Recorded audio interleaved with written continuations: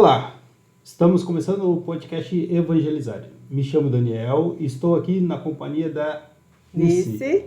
E hoje a gente vai bater um papo aqui bem gostoso, uma conversa bem agradável com o diácono Valmir Farias. Diácono, Nice? O que seria um diácono? Vamos descobrir? Vamos, então... E aí, diácono, tudo bem? Seja bem-vindo. Então, boa noite a todos. Então, sou o diácono Valmir. Desde 3 anos e pouco sou ordenado diácono, então para nós entender um pouco o que é o diácono. O diácono, ele tem as funções como sendo uma pessoa escolhida pela igreja, principalmente, aonde todo o povo se reúne e dá o aval para aquele candidato ir para a escola diaconal. O padre dá o aval também, ele olha outras testemunhas e dão um aval. Então inicia ali o processo.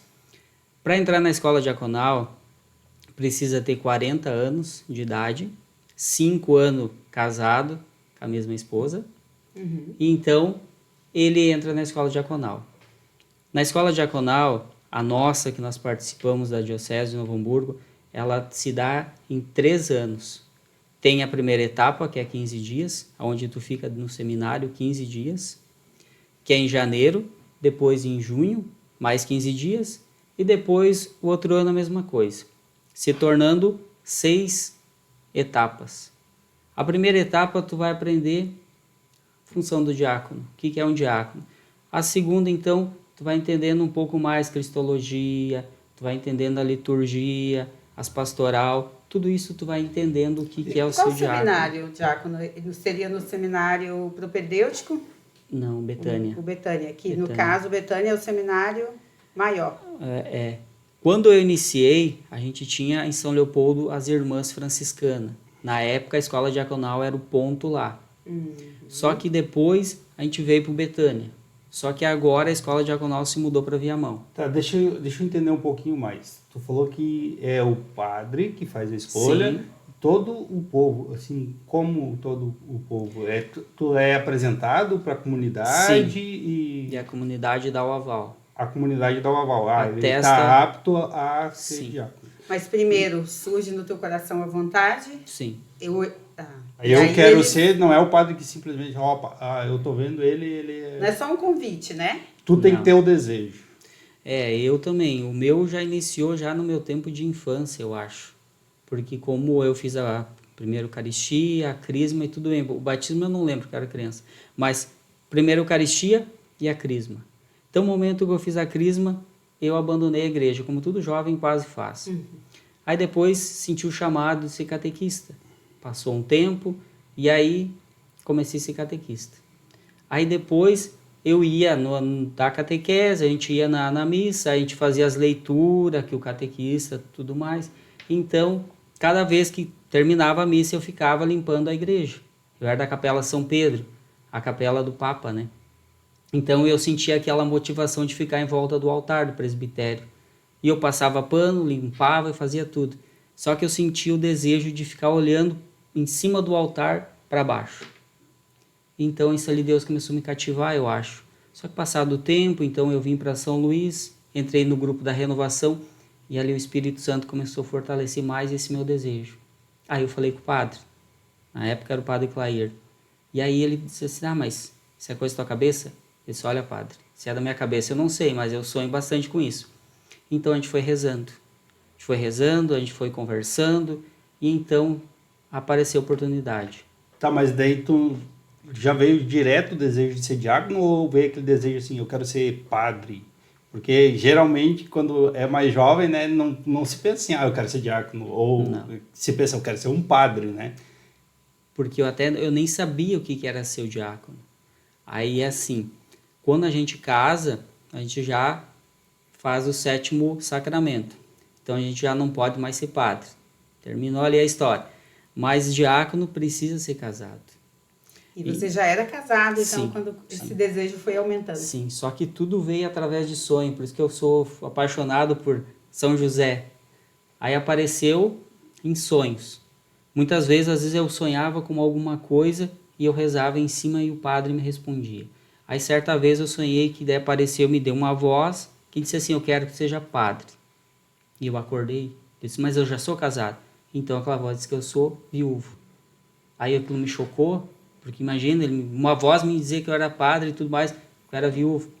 Então aí eu falei com o padre, na época, o padre disse assim, não, peraí, vamos rezar melhor então essa história, vamos ver o que é o certo.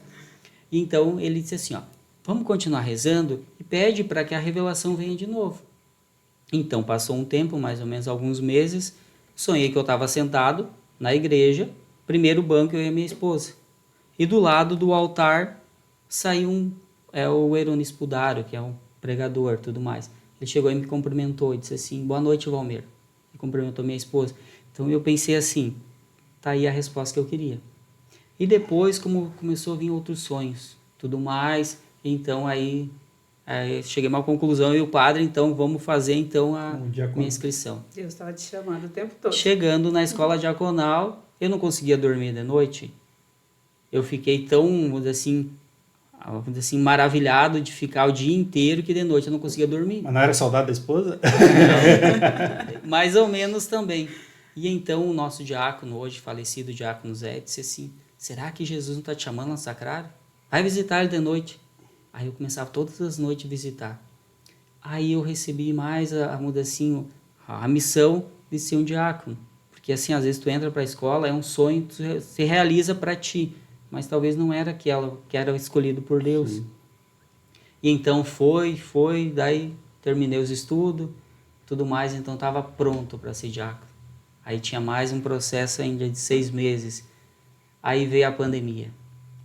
Aí a pandemia quebrou nós no meio. Estava tudo preparado. Então a gente se ordenou em meio à pandemia. 20 de dezembro de 2020. Todo mundo de máscara. Fizemos a ordenação. Aí as pessoas convidadas eram 100 pessoas por candidato. Não podia ter muitas pessoas. Mas graças a Deus que todo mundo se ordenou. Que legal. Que bênção. Uma aprovação, né? Em plena pandemia. E logo no início, né? Logo no começo de tudo, né? Onde tudo parou. A cidade parou, mas a mão de Deus nunca para, né? Então, o que é o seu diácono? Então, o diácono é um homem casado, um homem que tem filhos. Eu e a minha esposa a gente não pode ter, a gente tem uns problemas que a gente não pode, mas a gente já está rezando com Deus. Amém. Aconteceu 2 milagres já, minha esposa conseguiu engravidar, mas gestação interrompida, aborto espontâneo. Mas está nas mãos de Deus. Então, o diácono ele tem algumas funções. A primeira função do diácono é a caridade. Ele precisa ser o homem da caridade. Que nem a gente tem a Caritas. Então, eu ajudo na pastoral da Caritas também. Por quê? Porque é a função do diácono. Visitar os doentes, que também é a função do diácono. Levar o viático, que é a Eucaristia, também é a função. Dentro da missa, anunciar a pregação do Evangelho. Se o padre optar, eu posso fazer a homilia, ou eu posso fazer a celebração e tudo mais. Mas o Evangelho é a parte do diácono. Então, posso celebrar o batismo e o casamento. E como assim conciliar tudo isso? Conciliar tantas tarefas e mais a casa, né? Mais a esposa ainda junto, porque não é fácil, né? E o diácono em si, ele recebe ordenado da igreja porque é muito trabalho, né? É tudo doação, tudo por amor mesmo. É tudo por amor, é tudo voluntariado. A gente, diácono, não recebe nada, só por amor. Muito trabalho. Muito trabalho. Se o padre quiser dar uma ajudinha pra gente de custo na gasolina, isso ele ajuda. Supor, se eu vou me deslocar com o carro para tal lugar, ele ajuda a gasolina. Mas então, pensando por esse lado, a esposa também tem que estar muito centralizada, né? Sim. Ela tem que ser uma pessoa de muita fé também, porque ela tá te perdendo, vamos, entre aspas, né? Que é o pensamento, assim, né? Ele tá deixando de estar em casa para estar cuidando da carga, dos doentes, das pessoas. Ela te acompanha nisso ou é só você que vai? Ela é a minha intercessora, ela tá sempre rezando. Quando eu saio em função, alguma coisa, ela fica rezando. Porque assim, quando a gente entra na escola diaconal, já é bem especificado, a esposa vai participar das 6 etapas. No sábado é uma formação para as esposas. Então daí no sábado, no caso que a gente fica lá, Aí a esposa vai, todas as esposas dos candidatos têm um dia para elas lá. Daí um diácono ou o padre vai lá e faz uma formação para esse ponto. Para ver se chegar no dia da ordenação, ela assina.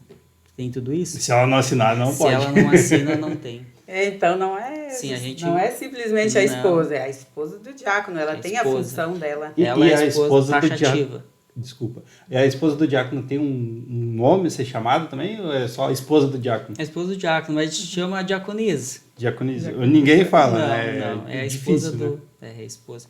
Porque assim, ó, quando eu entrei para a escola diaconal, ela já foi na primeira etapa, então já foi falado, mas a gente sempre teve um movimento da renovação, a gente participou tudo mais, ela é intercessora, então já é mais fácil.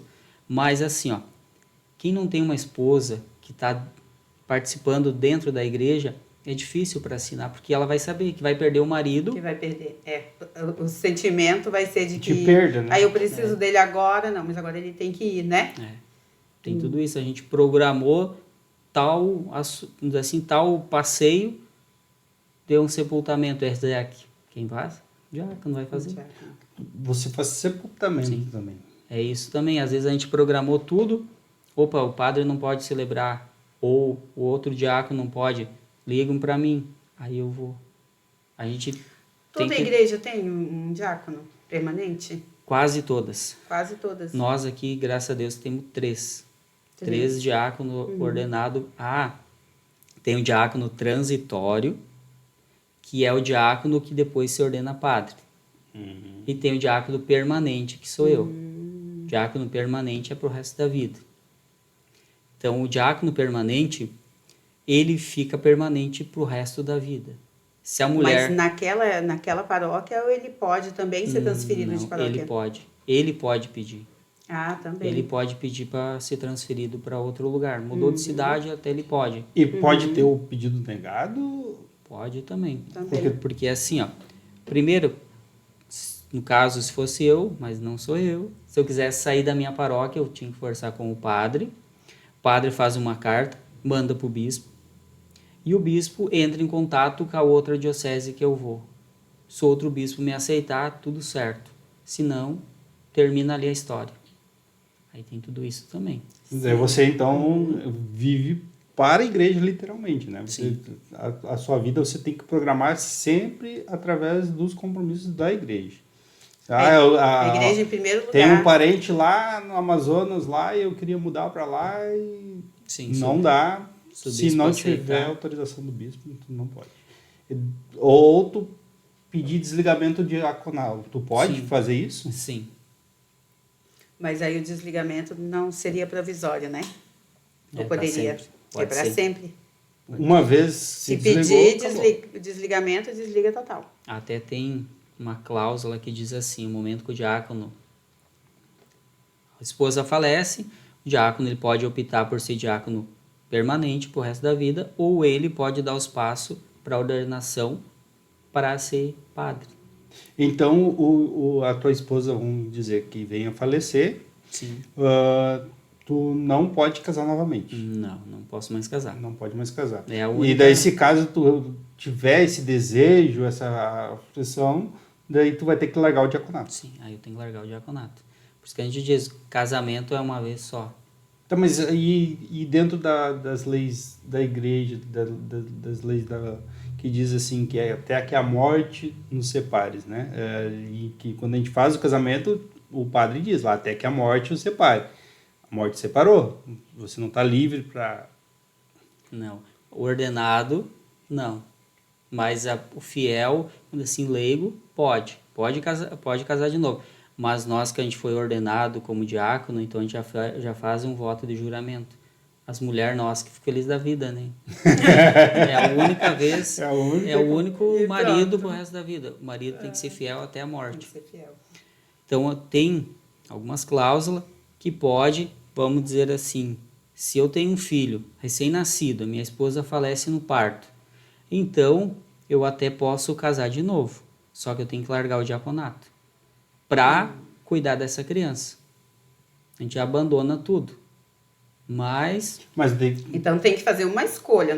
Nessa escolha. situação, teria que fazer uma escolha. Ou ter outra família, outra esposa para cuidar do filho. Ou fica diácono para o resto da vida. Mas como a gente já tem uma convivência dentro da igreja, é difícil. Tu é diácono para o resto da vida. Tu é diácono 24 horas. É um chamado, assim, né? E falando assim, não parece ser uma missão muito pesada? É pesado. É. É pesado porque tu muda todo o teu comportamento. Tu tem um comportamento, assim, com a vida normal, mas depois da ordenação tu muda completamente. Tu precisa medir as palavras, tu precisa ser calmo, tu precisa conversar, explicar mais detalhado. Nossa, é bem complicado.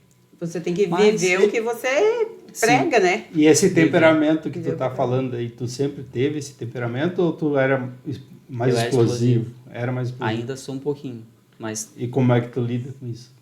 eu tenho que estar sempre rezando. É a base de oração, então. Base de oração. E reza. Porque às vezes, assim, o nervosismo, as preocupações, a irritabilidade vai te aflorando o ser humano. Aí tu tem que se controlar.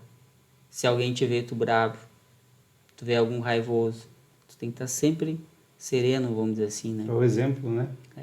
Porque às vezes depende até o lugar que o diácono vai. Se o diácono está em tal lugar, opa, mas é o diácono, então quem está fazendo esse lugar aqui? A gente é vigiado 24 horas também. Todos ficam olhando para ver, mas o diácono da paróquia está lá. É isso que a gente também precisa tomar cuidado, né? E essa postura de cuidado, a tua esposa também deve sentir muito isso, né? Sim. Aí a esposa do diácono, esse olhar Sim. para ela, até Sim. de cobrança, né? Sim. Que as pessoas deveriam, no caso, ter um olhar de misericórdia até. Compaixão, de né? compaixão, Compaixão. né? De pensar, estão se doando, se doa para a igreja, se doa por nós, pelos fiéis, Mas né? não é assim que fazem, eles Não fazem é. pré-julgamento sempre, Sim. né? Nossa. Como é que quer ser diácono? Nossa, diácono fazendo isso. É a mesma coisa quando a gente entra na escola diaconal. Aí as pessoas julgam, mas aqui ele vai entrar para a escola, mas como é que o padre autorizou? A graça de Deus vem para todos, né? É verdade. E a mão do padre também. Se o padre ajuda, a gente vai. Porque existe também um pagamento. A gente precisa pagar para ficar na escola diaconal. Então é assim, ó, se a paróquia optou por ajudar, ela ajuda. Mas se o candidato tem finanças, ele paga o curso. Porque daí não é barato, né? Qualquer um pode querer ser diácono e se tornar diácono, sim. Eu vou lá, eu vou falar com o padre, eu quero ser diácono. Sim, aconteceu uns casos que a gente já soube disso. A pessoa tinha vontade, foi e pagou do próprio bolso dele. O que aconteceu? O padre não ordenou. Não pediu ordenação. Porque ele não foi escolhido pela igreja. Porque a igreja precisa dar o aval. Ele só tem o curso, no Ele caso. só tem o curso. Entendi. E no caso, então, faz esse curso, mas não precisa passar pela faculdade de teologia? Não, porque os padres, a gente recebe todo o curso, vamos dizer assim, teologia. Então, é os padres que vêm dar para nós. Aí vem uma psicóloga, vai falar sobre a psicologia. O padre vai falar sobre a história da igreja. O bispo Dom Zeno, na época, ele fez 3 aulas para nós, 3 dias sobre a história da igreja. Aí os outros padres vêm falar sobre cristologia, mariologia, que é vamos dizer assim, uma matéria tão boa de mariologia, entender Maria dentro da igreja. Entender. Que Sim. precisamos, né? A maioria das pessoas, às vezes, não entende por que o católico ama tanto Maria, não entende isso. E assim vocês vão abrindo os nossos olhos, né? Vai ensinando para nós. Porque Jesus, ele veio através de Maria. Ele nasceu de uma mulher. Só que muitos não têm Maria como sendo a mãe.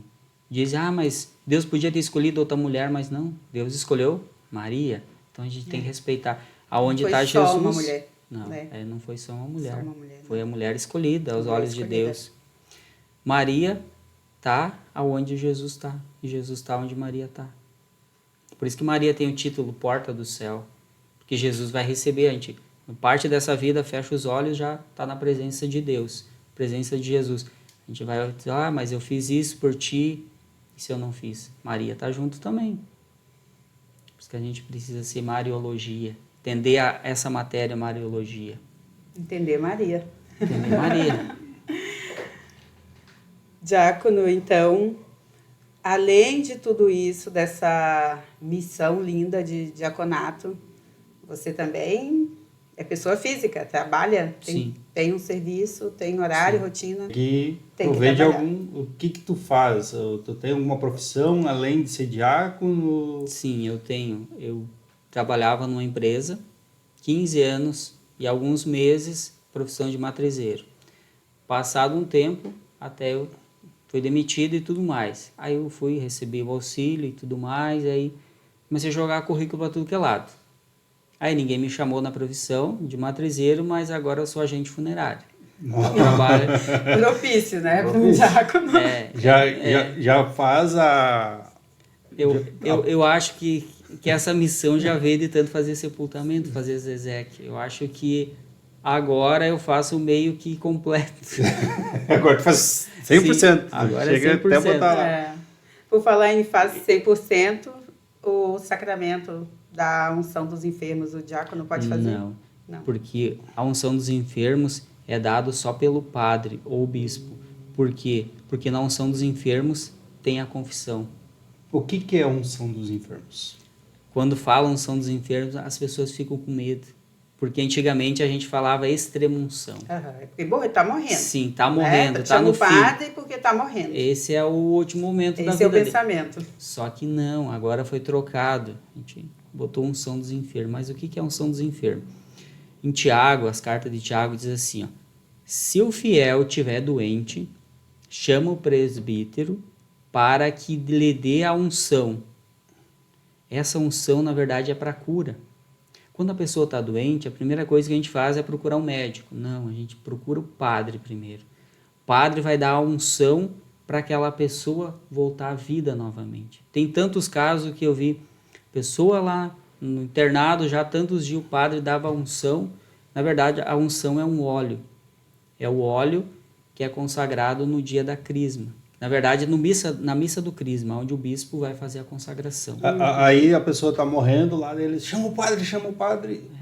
Deveria ter chamado antes, que poderia ter recebido a cura, né? Sim, podia e ter pode acontecer ainda, dependendo da fé e de tudo mais, ali na unção dos enfermos, então, ser curado e Deus ter, né? E a acontece intercessão, bastante isso. Acontece muito.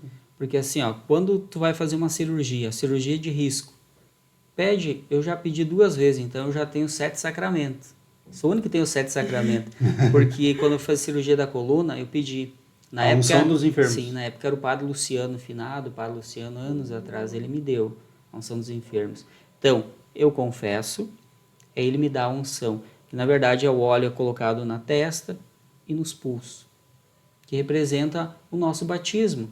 A gente recebe o batismo também, assim, só que nos pulsos também. Muitos botam nos pés também, então daí já é a unção completa. Então a unção, na verdade, é só uma restauração da tua saúde.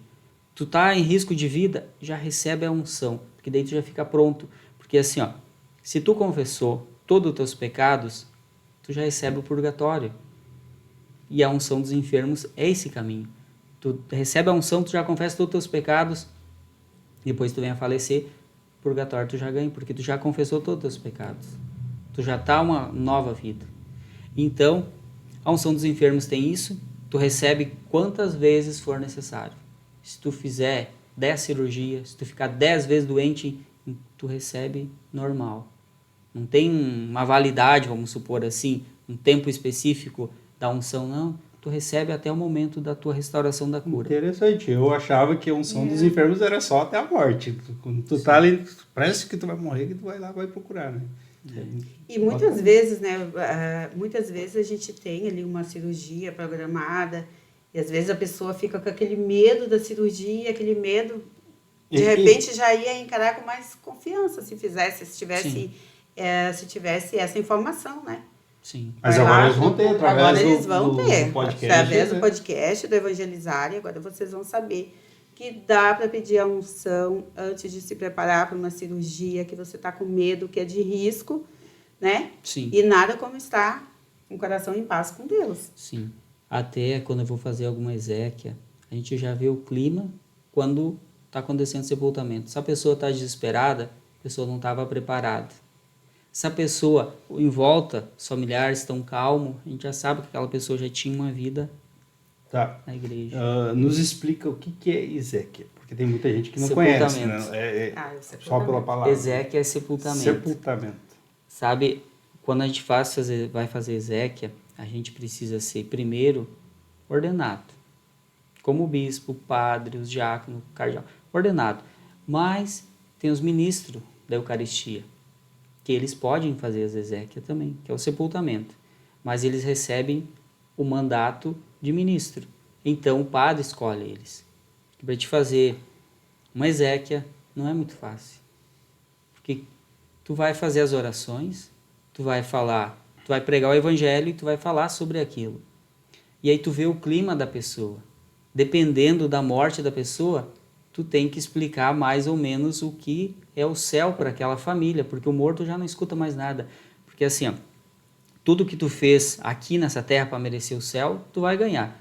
Tudo que tu não fez, tu vai ganhar o inferno. A gente já sabe, isso é assim, ponto-chave.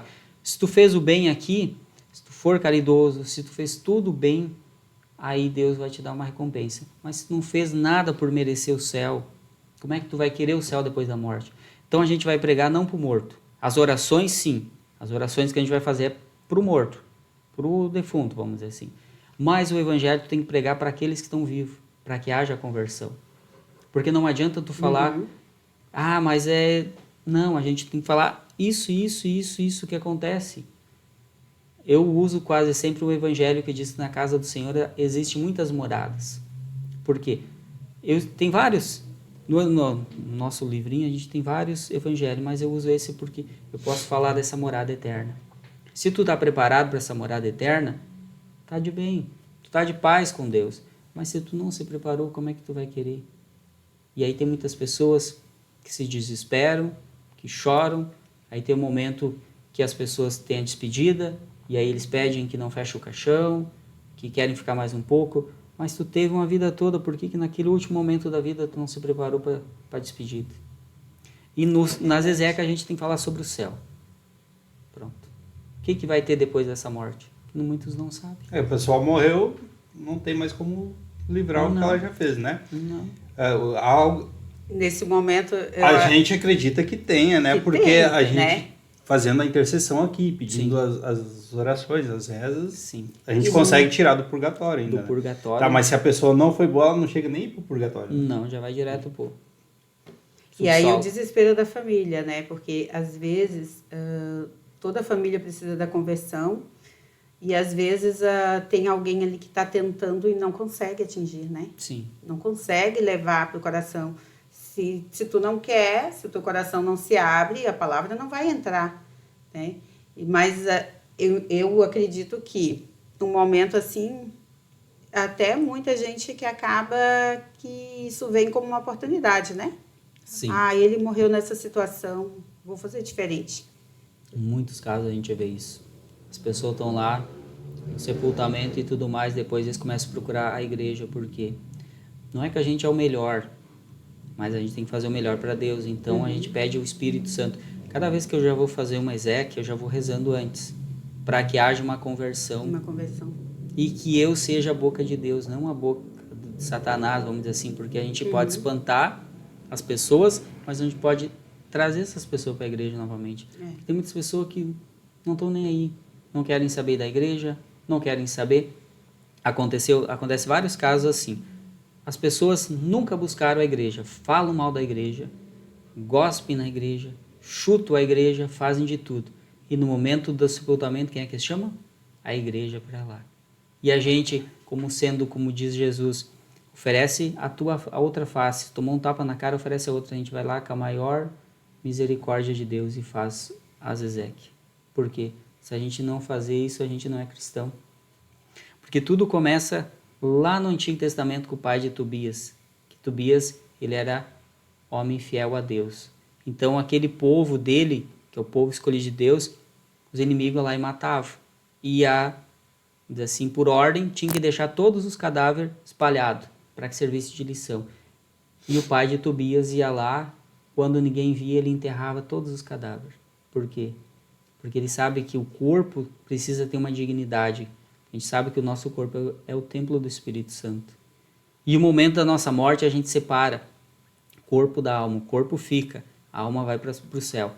Mas quando Jesus voltar na ressurreição, então a gente se une de novo. Tá, então agora tu me fez pensar num negócio polêmico aqui. Tem que ter todo um cuidado com o corpo após a morte, né? Sim. Todo aquele... E a cremação? Sim. A igreja, ela proíbe o verdadeiro cristão, ele não pode querer esses... Não sei se está conseguindo me compreender onde eu estou querendo chegar, né? Não, assim, ó, a igreja não proíbe a cremação. Só que tem uma lógica. A gente sabe que toda a paróquia tem um fragmento de algum santo. Toda a paróquia, São Luís Gonzaga, tem um fragmento de São Luís, que é um sangue que a gente tem ali. Uma paróquia que seja São Pedro, tem que ter um fragmento de Pedro. Se naquela época tivesse a cremação, o que a gente ia fazer? Ia pegar o pó para botar? Tá, mas é só por esse motivo, vamos dizer assim. Só não, é um baita do motivo, né? Mas agora a igreja... Porque a cremação em si queimou, Não, mas, jogou a cinza, acabou. mas dentro da lógica que é o templo do Espírito Santo, Sim. né? É, Que é mas esse cuidado que tem que ter. Sim. E daí mas tu não tá é queimando... nesse sentido de acabou total? Não, porque daí assim, ó, Não? se tu for fazer a cremação, tu tem que dar dignidade para aquela cinza. Só que o que as pessoas fazem? Pessoas que não são católicos já vão fazer isso.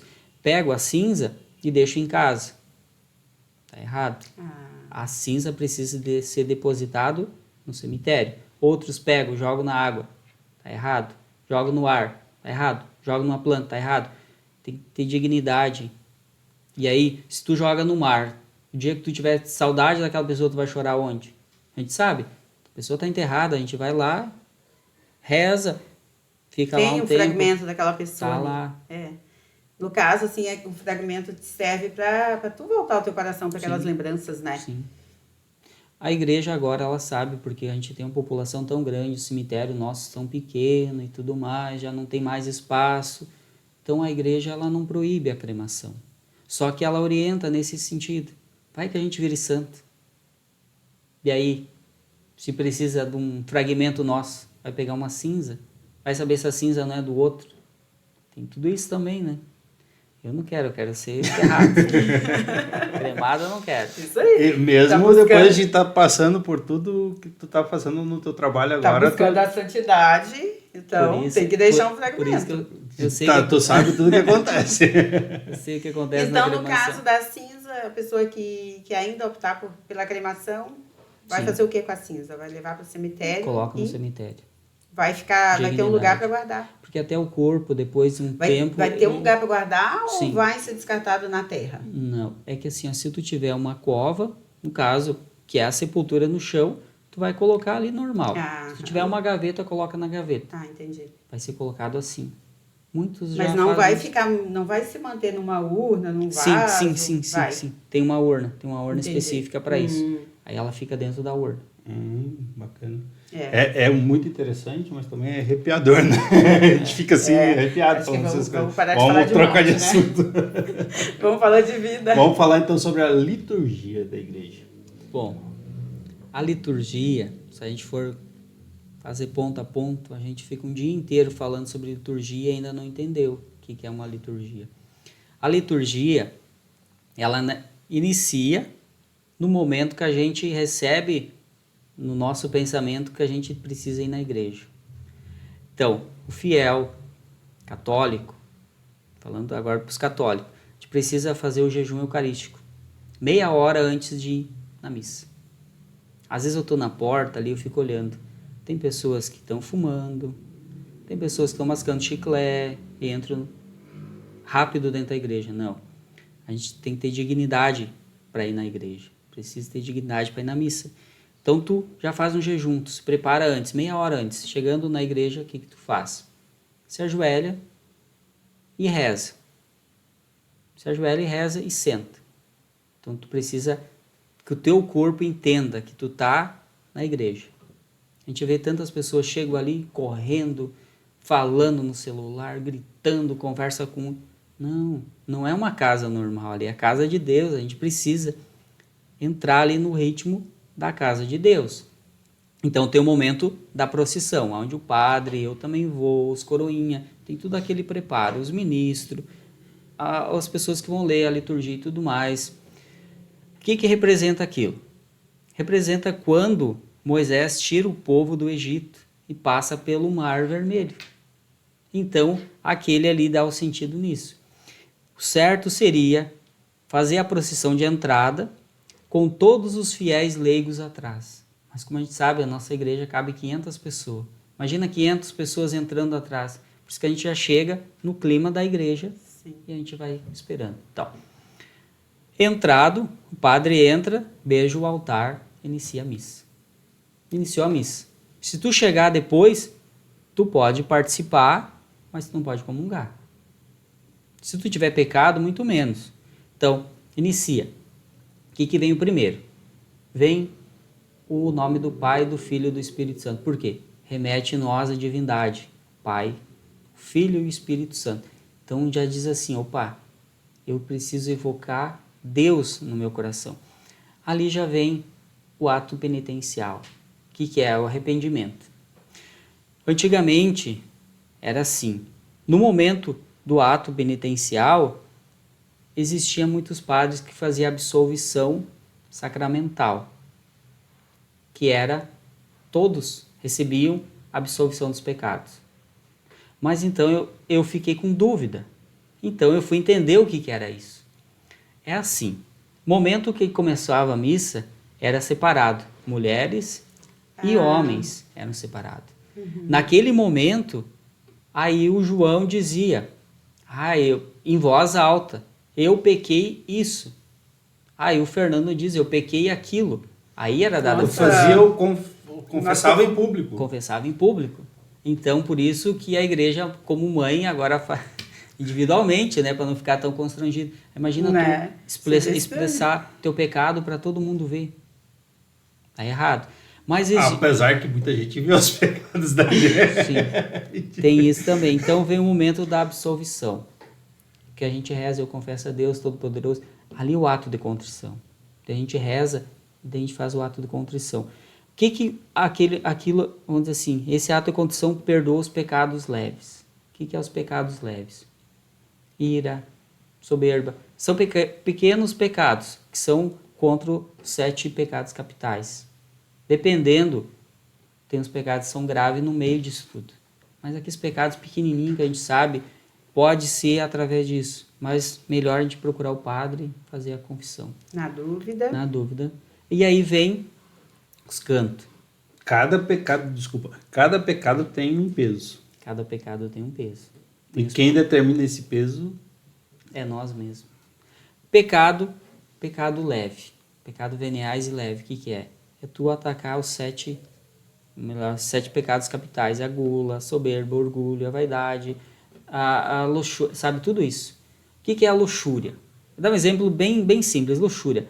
Eu me vesti bem. Não é só isso.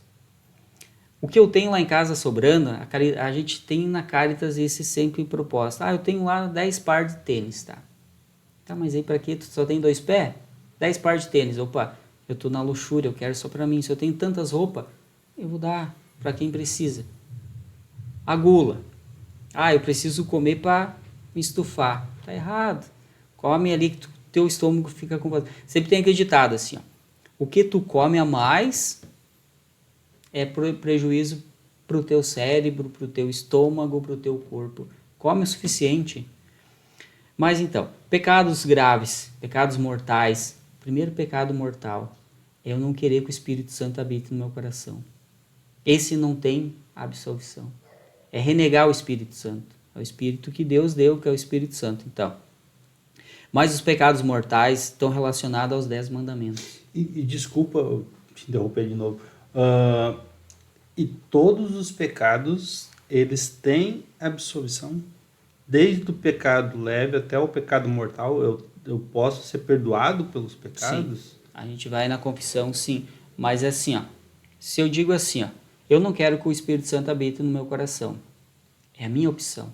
Mas daí tu já não vai nem confessar. Não, daí tu já não vai nem confessar. Já se fechou, Então, né? já Se fechou para Deus. Então esse pecado aí, ele não tem absolvição, porque o pecado mortal é assim, ó, tu tem que ter consciência que tu tá fazendo, tu tem que ter vontade para fazer, e aí se tu tiver vontade, tu faz o pecado, mas tu precisa ter consciência, e o teu ato é pecaminoso pro resto da vida se tu não se confessar. Se alguém matou alguém, olha só, mandamento que diz assim, matar, não matar, tá?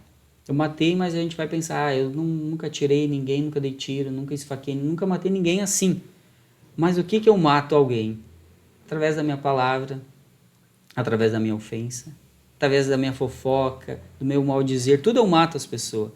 Outra coisa que a gente faz sempre é matar o tempo, das 24 horas, matar o tempo com internet, em vez de a gente dar para Deus. Isso eu preciso me policiar também, porque às vezes o celular dá uma chamada, a gente precisa estar atendendo, a gente esquece de rezar. Mas vamos voltando para a liturgia de novo. Aí tem o canto do glória. Canto de glória, mas o canto de glória a gente não canta na quaresma e no advento, porque a gente precisa preparar o nosso coração para a ressurreição, por isso que não canta. E no advento também a gente precisa preparar o nosso coração para a noite de Natal, então a gente não canta o glória. Mas o canto de glória é o canto do louvor do coração, a gente exalta, a gente canta. Mas a gente precisa ter calma, por quê? A missa, na verdade, é o sacrifício de Cristo. Como é que tu vai levantar as mãos? Como é que tu vai gritar, sabendo que tu está participando do sacrifício de Jesus? Por isso que a gente precisa, até mesmo, a música precisa ser um pouco corrigida. A nossa música hoje, às vezes, está meio perturbada, muito barulho. Não, o violão precisa, a guitarra precisa ser tudo baixinha. A voz a gente precisa cantar a Deus, não os instrumentos. Aí vem a oração. Aquela oração que a gente faz, que é a oração da coleta que diz. Ali, quando a gente vai fazer a oração, que o padre, antes de fazer a oração, coloca as nossas intenções. Tem um filme muito bom que diz assim, A Missa, o Grande Milagre. Ele é espanhol, mas entende tudo o que é a missa. Olha a dica. Se a gente procurar, Vamos assistir, viu? a gente procurar no YouTube, talvez, pela misericórdia de Deus, vai conseguir em brasileiro. Já está traduzida. Se não, ali mostra tudo o que é a missa. Mostra a presença dos anjos, que hoje a gente precisa tanto dos anjos. Os anjos, nessa oração da coleta, é o pedido que a gente faz, os anjos levam até Deus na presença. E Maria está junto. Então, aí vem a primeira leitura. Primeira leitura, a gente sempre vai ver, é do Antigo Testamento. Acontece, às vezes, que seja do Novo Testamento. Mas a primeira leitura é sempre do Antigo Testamento. Sempre do Antigo. Vem o Salmo responsorial. O Salmo a gente sabe, o Salmo, que é o Salmos escrito por Davi, Salomão escreveu alguns. Então, a segunda leitura é do Novo Testamento. Por isso que às vezes a gente vai ler alguma coisa, a gente se perde na primeira leitura, porque é as escritas antigas, então não foi traduzido. Tem muitas coisas às vezes que está no antigo ainda. Depois vem o Evangelho.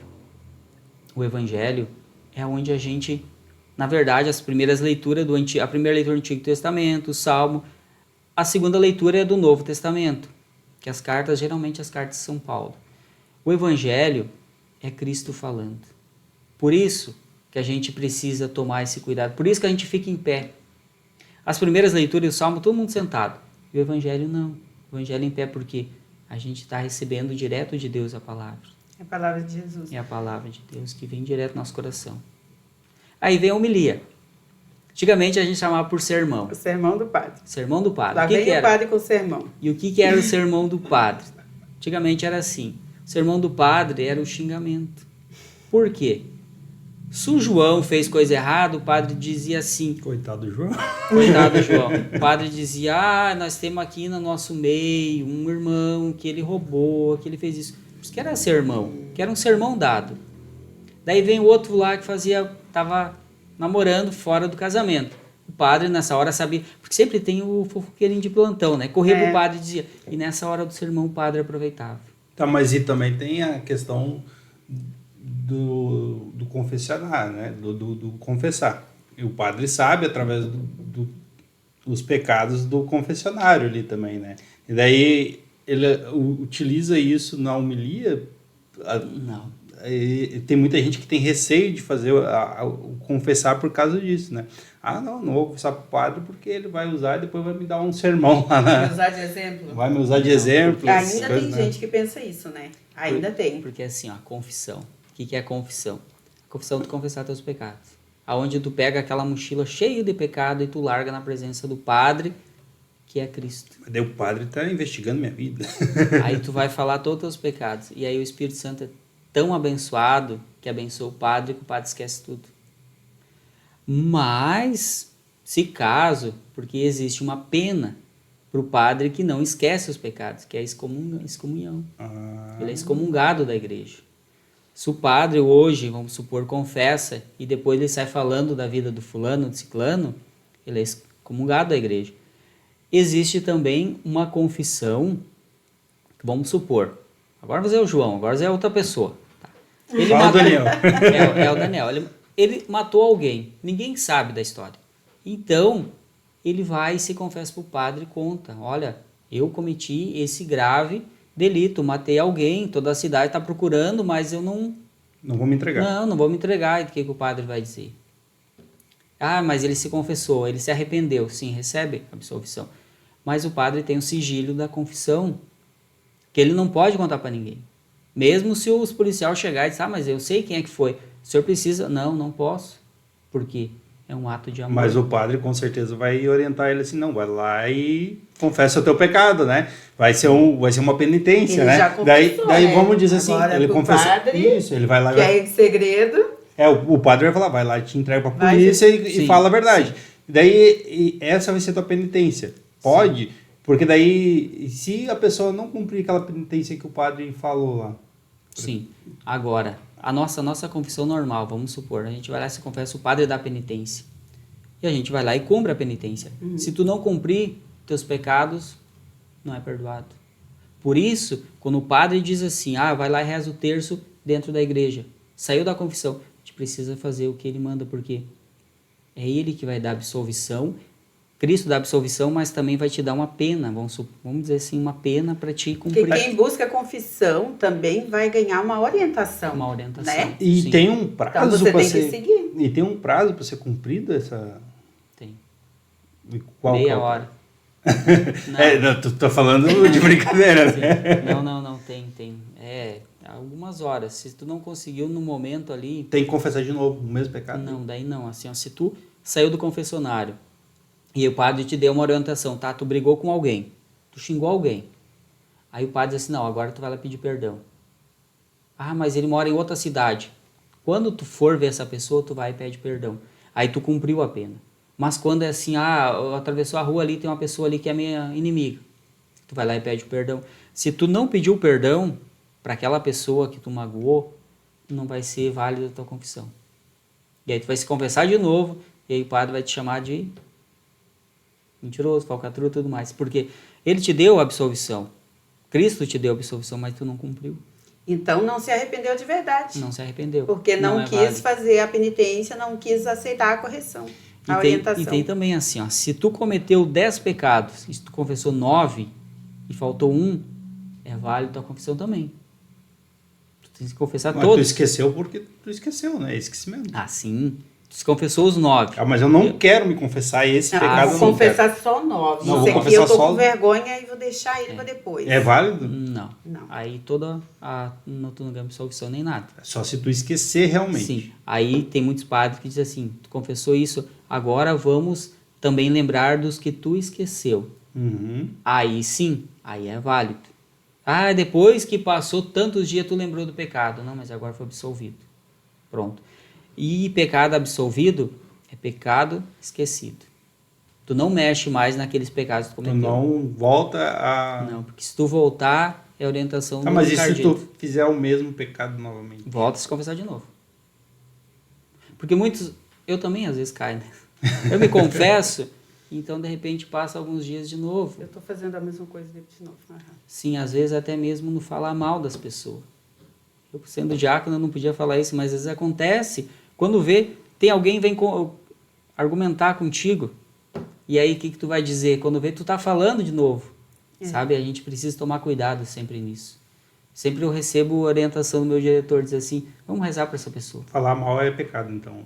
Falar mal é Eu pecado. acho que não tem quem não peque. É A gente verdade. precisa... E julgamento, pré-julgamento.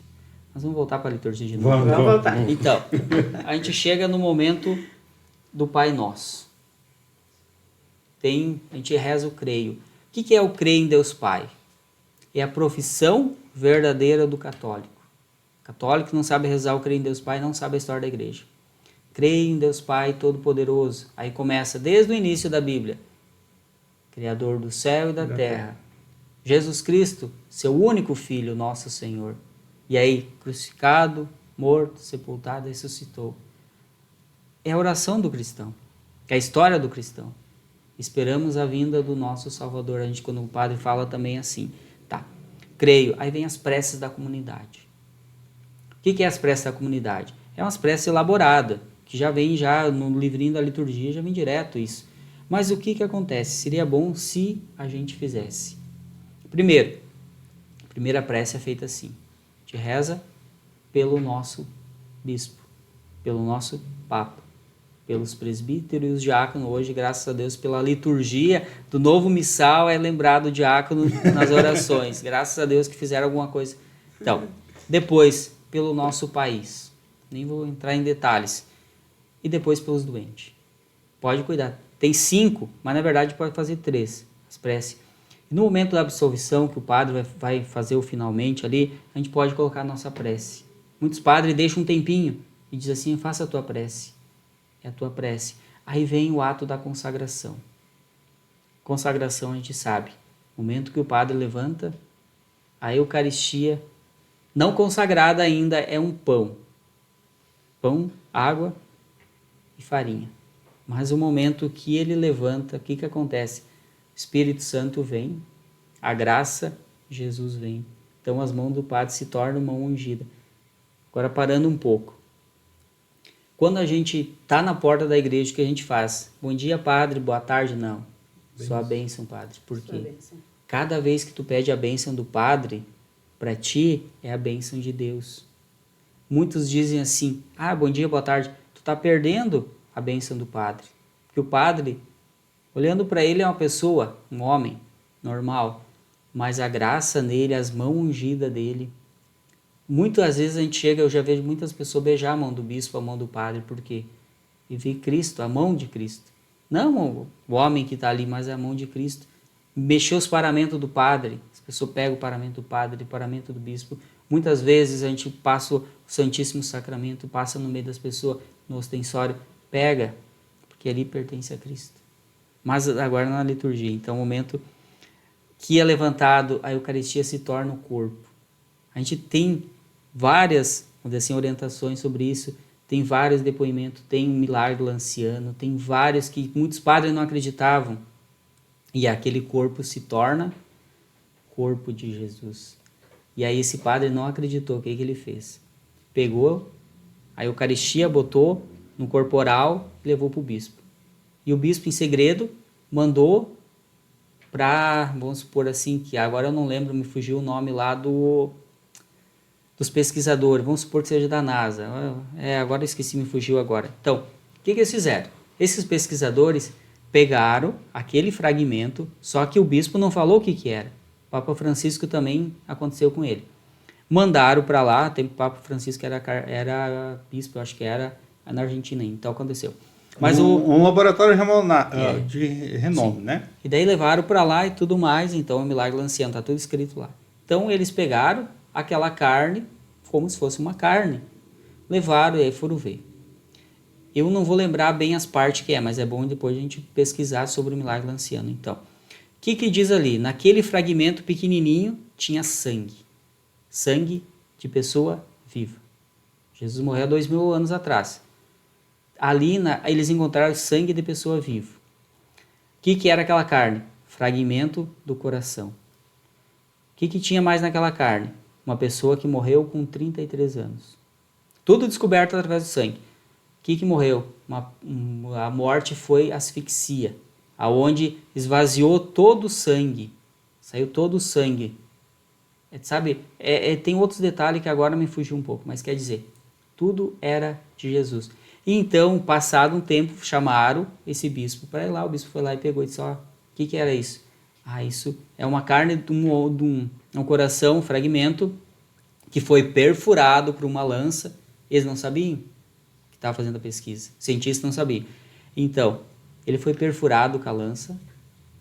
Mas assim, esse fragmento da hóstia que foi levado lá, ele foi logo depois que o padre ergueu e fez a unção, ou ele ficou dentro do sacrário por algum tempo e depois daquele um tempo que foi visto que ele teve a modificação? Não, foi no momento.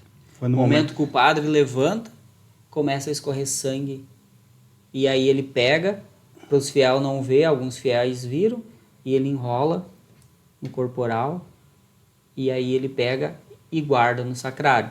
Só que daí depois de terminada a missa ele tira do sacrário. Aí ele leva para o bispo para mostrar. E quem foi esse padre, tu sabe nos dizer? Não lembro o nome. Não lembro. Por isso que tem o Corpus Christi, a procissão do Corpus Christi. É a procissão que renova novamente a nossa fé, que o padre sai com o ostensório. E esse padre, ele não foi julgado como santo por ter acontecido isso com ele, esse milagre? Eu não estudei a história dele. Não estudou? Não. Então é um assunto para nós estudar e trazer de repente num próximo podcast. Eu não lembro como é que é o nome. Eu gosto da vida dos santos, mas esse aí eu não cheguei a estudar. Não, mas então, depois é a mesma coisa. Quando levanta o cálice com o sangue, na verdade é vinho, depois se torna sangue. Muitas vezes a pessoa olha e não percebe nada. Mas se a gente pede uma gota daquele sangue na nossa vida, na nossa doença, é curado. Às vezes a gente corre atrás disso, corre atrás daquele, nossa, mas na Eucaristia tem toda a cura. E depois as orações, a oração nos leva ao encontro com Cristo. Todas as orações que o padre faz. Aí depois vem a Eucaristia. E agora chega no momento da comunhão que a gente diz, o que a gente precisa estar preparado sempre, sem pecados, ter confessado. Pessoas que vivem união ilegítima. União legítima eu digo assim, casados na igreja. Homem e mulher casado na igreja. Casamento válido. Mas quem está em segunda união não pode comungar. Mas faz a comunhão espiritual, onde tu fica lá no teu lugar e aí tu faz uma comunhão. É uma oração que tu faz. Por quê? Quando a gente está na missa, a gente comunga de duas espécies. Melhor, a gente comunga da palavra de Deus. Quem comunga da palavra de Deus, quem não pode receber a Eucaristia. E a gente comunga, quem pode recebe a Eucaristia. Então a gente recebe a palavra de Deus e a Eucaristia, que é comunhão da palavra e comunhão da Eucaristia. Então quando tu vai... Muitas pessoas eu vejo que as pessoas não sabem receber a Eucaristia na mão ainda. O que tu precisa fazer? A gente aprendeu na catequese, uma mão assim, a outra aqui, a gente comungou. Mas a orientação da igreja, se tu tá com a mão suja, como eu vi muitas pessoas, não pega na mão, pega na boca. Abre a tua boca. Eu sou um recém-convertido, né? E eu acho né, que eu não sou digno de pegar na mão. E até mesmo por causa disso que tu falou. A gente leva a mão na boca, sim, a gente leva a mão, a gente vai no banheiro, então eu já me preparei psicologicamente sempre para comungar na boca, né? Sim. Porque foi justo desse pensamento que tu... Só que às vezes acontece que muitos não dão comunhão na boca. Eles negam e pode negar? Pode negar. Tem uns que negam. Não pode negar, mas tem uns que negam. Mas é a nossa realidade, né? Porque o ser humano vai ter falhas. Né? E a questão também de, na hora de tu receber a comunhão, tu não ajoelhar na frente ou ajoelhar, tem alguma diferença? Não, assim, depende. Tu pode receber na boca em pé ou ajoelhado. Dignidade é a mesma. Só que, às vezes, dependendo, tem muitos jovens que gostam de ajoelhar. Mas as pessoas mais de idade, que tem problema de coluna como eu já não me ajoelhava, né? Só que assim, a gente sabe que os jovens eles gostam de se ajoelhar. Mas tudo bem, pessoa de idade também. Mas é a mesma coisa, a dignidade é igual. Por quê? O que representa o se ajoelhar? Na primeira Eucaristia, quando a gente recebe, tem lá o genuflexório. A gente recebe ajoelhado. Então a gente remete à nossa primeira Eucaristia, se ajoelha para receber. Entendi. Daí a gente recebe também assim. Mas assim, ó, a liturgia, eu por ignorância, né? Eu achava que era só a leitura. É muito mais complexo por tudo isso que tu tá falando, né? Então é todo o rito da missa, resumindo, né? Sim. É que nosso horário já está se esgotando, né? Eu gostaria de ver, então, com você, se você tem algum testemunho de vida ou alguma coisa assim que te tocou dentro da fé que você gostaria de compartilhar. Sim. Então a gente deixa para outro dia a liturgia. A gente termina ela Outro dia. numa próxima, porque nosso tempo já está meio... Então, eu venho de uma família católica. Graças a Deus, pai, mãe. Pai era ministro da Eucaristia. Mãe, uma fiel devota de Maria. Avó, avô, sabe? Lado da minha mãe, todos católicos. Lado do meu pai era evangélico. Então a gente tinha meio que duas realidades ali, né? Na avó católica a gente tinha a Bíblia. Então eu sempre me chamava a atenção as figuras. Sou apaixonado por figura, desenho. Eu vou na catedral lá, eu fico acho que 1 hora só olhando aqueles desenhos da catedral. Eu gosto de ver as imagens porque Realmente tudo é muito lindo. as imagens, elas remetem o nosso pensamento para a realidade. Então a finada avó, ela tinha uma Bíblia, aquelas Bíblias que pareciam uns pergaminhos, altas assim, cheio de gravura. Eu não sabia ler, o vô não deixava a gente pegar. Então quando o vô saía, ia para algum lugar, a avó dava para nós a Bíblia, botava no nosso colo. A gente não sabia ler, a gente olhava as gravuras, né? E aquilo me inspirava também isso. Então eu já nasci em berço mariano. A gente sabe que muitas crianças hoje não sabem rezar o terço. Eu aprendi a rezar o terço muito fácil. Por quê? Quando eu era criança, a gente rezava no interior, fazia aquele volta em volta da mesa, todo escuro, porque lá não tinha luz, aquela velhinha. Então, a minha oração, ela não participa do rosário, mas eu rezava o Santo Anjo. Então, eu era obrigado a ficar em volta ali até chegar o momento do Santo Anjo, que era o finalzinho.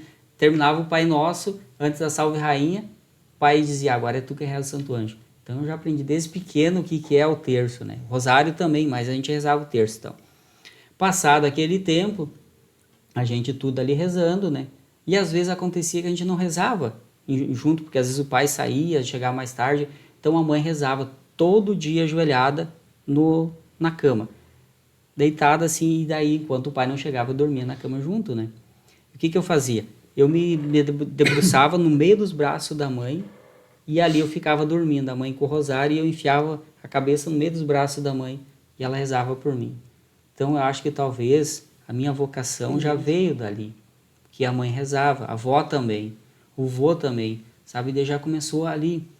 Aí a gente veio embora para a cidade, então o pai me obrigava a ir na missa. Por isso que eu digo, os pais têm que obrigar as crianças, não pode deixar as crianças por tarde. Aí o pai dizia assim, vamos na missa. Ai, padre, pai, eu tô cansado. Não. O pai pegava na bicicletinha, tinha uma bicicletinha vermelha ainda. Botava na bicicleta na carona e vamos pra missa. Porque hoje em dia as crianças não querem mais na missa. Você quer ficar no celular, né? Sim, o pai me obrigava, Mais gostoso, então... né? Prazeroso. Mais fácil. E às vezes depois, quando eu tive condições, comprar uma bicicleta, eu chegava um pouquinho atrasado, mas eu olhava lá na frente, o pai e a mãe estavam lá. Sabe, eu já tive exemplo de cristão dentro de casa mesmo. Por isso que a gente precisa cuidar dos nossos filhos dentro de casa. E aí apareceu, vamos dizer assim, a oportunidade, no caso de eu conhecer uma esposa especial, né? Então a gente começou a namorar, a gente viveu um tempinho junto, assim, porque a gente foi comprando as coisas. Aí veio aquele chamado, esse catequista. Por quê? Acho que dá tempo de falar ligeirinho ainda. Pode. Então, na minha comunidade, perto de casa, a capela São Pedro, tinha uma catequista chamada Inês. Nunca conhecia a coitada. Ela faleceu. E a mãe foi na missa, 7º dia da Inês. E daí a Inês era catequista. Então a mãe disse assim, nossa, A Inês morreu, e agora as crianças vão ficar com quem, sabe? E aquilo me chamou, aqueles outros entrou no meu coração como uma flecha, eu fiquei pensando, tempo pensando nisso, né? E essas crianças, quem é que vai ser os catequistas? E foi indo, e foi indo. E aí eu recebi, vamos dizer assim, aquela orientação para mim na igreja, para ser catequista. Realidade, chegando na matriz, quem estava lá? Vamos dizer assim, meu padrinho, que foi da minha crisma, me esperando. Diz ele assim, eu não sei, eu estava parado aqui. Porque às vezes, sabe, é tudo uns pontos, né? Ponto-chave. Então eu pedi para ser catequista. Aí, passado um tempo, eu fui catequista. Quer dizer, melhor, um pouquinho antes ainda. Quando eu cheguei para conversar com o padre disse assim para mim, primeira pergunta, tu vai casar na igreja?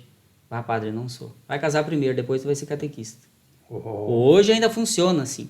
Então tu chegou a se juntar... Sim, porque a gente queria comprar as coisas. A gente pensava, a primeira festa, não, depois a gente casou num casamento comunitário, engaçonado. Então daí eu casei, a gente casou.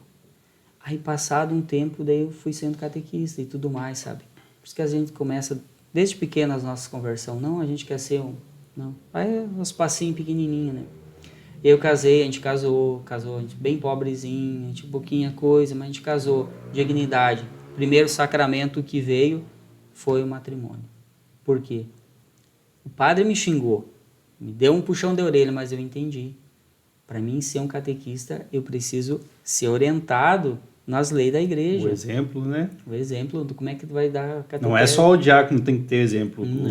Todo mundo que está dentro da igreja. Né? Todos nós, como seres humanos, somos exemplo. Sim. Aí a gente tem que escolher. A gente é quer julgado ser o o tempo bom todo. exemplo ou tu quer ser o mau exemplo, né? Sim. E eu tinha uns amigos, tudo mais, mas a gente foi se afastando. Por isso que a gente diz assim, ó, Deus, ele não te tira os amigos, ele dá outros amigos. E agora, graças a Deus, a gente tem bastante amigos, né? Nossa, e como vocês, né? Mas então, a minha catequese, fiz a catequese, primeiro Eucaristia, e fiz a crisma. Só que ali parecia que alguma coisa faltava na minha crisma. Eu depois abandonei e tudo mais. Daí depois que comecei de novo, o pai me puxando a orelha para ir para missa, sabe? Por isso que a gente tem que puxar a orelha dos nossos filhos, né? Vamos para missa, vamos. Pra missa. 6 horas, começar a missa. Todo mundo lá. Diz que tem uma festa para vocês não acordam cedo. Já estão tudo pronto, né? Você foi catequista do nosso filho um tempo. E eu lembro assim que ele, quando chegou a pandemia, ele dizia que o que ele mais sentia falta, mãe, a única coisa que eu sinto falta é das catequeses. É o que eu sinto falta. E aí, quando tinha a catequese, tudo que ele aprendia, ele chegava em casa, compartilhava e já ficava ansioso esperando a próxima catequese. Despertou um amor diferente nele também.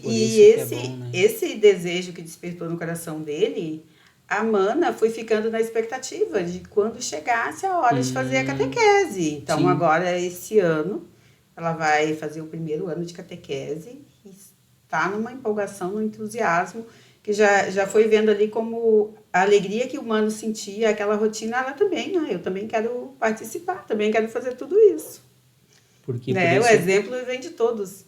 É por isso que é bom a gente, vamos dizer assim, a gente tem umas crianças que participam da igreja, porque a gente sabe, olha, nosso seminário hoje tão vazio.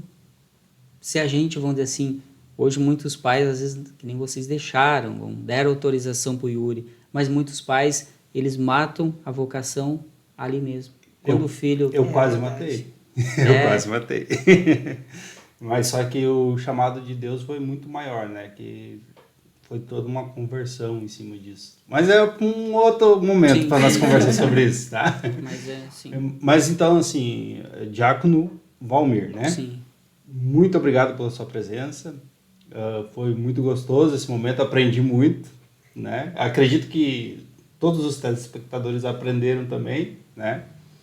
E seja sempre bem-vindo. Obrigado. E como eu sempre digo, a conversão é uma luta diária, né? A gente está sempre se convertendo, a gente está sempre buscando. Então, tem aquele dia que vai dar uma derrapada, vai faltar, volta e retoma. Então, num outro momento, a gente retoma a nossa conversa, que foi muito boa. E faltou muita coisa, porque a gente ficou com vontade de perguntar mais e mais, a gente vai atropelando também, desculpa um pouquinho. A gente faz uma outra edição e continua essa conversa que realmente muita coisa boa para ser compartilhada, muita coisa boa para passar para as pessoas e para a gente guardar também no nosso coração. Então, eu também agradeço a participação, porque a gente fica nervoso, porque a gente não sabe, o microfone não faz muito a minha, mas a gente precisa, melhor, o microfone faz, a câmera que não, mas a gente precisa estar sempre assim, sempre conversando. Porque é através da conversa que a gente pode... evangelizar, sim, né? pode. Porque é bom essa pastoral que vocês estão à frente, porque assim, ó, a gente entende o que é a igreja. Não vê uma igreja como só uma casa, que seja, mas o que acontece lá dentro? Cada pastoral lá dentro tem uma função. A igreja é um corpo, né?